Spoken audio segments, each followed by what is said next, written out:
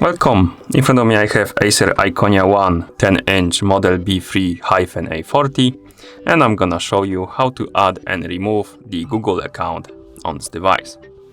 First, we need to open the settings. To do it, simply swipe left on the home screen to go to the next page and tap on the settings icon. In settings, scroll down and select the option called accounts. Here tap on add account. Select Google. Of course, you need to be connected to internet to do this, so make sure that your Wi-Fi is enabled. Mine is.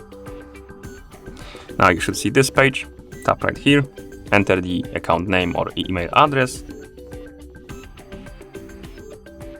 Then tap next to continue. Here we need to enter the password, so give me a few seconds. Then tap next to continue. Oh, give me a second. Okay, this time it was right. After you enter the password, tap on I agree. Here we can turn on and off some of the Google services, like backup to Google Drive.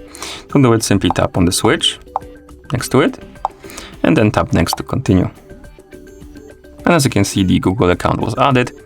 We can tap on it right here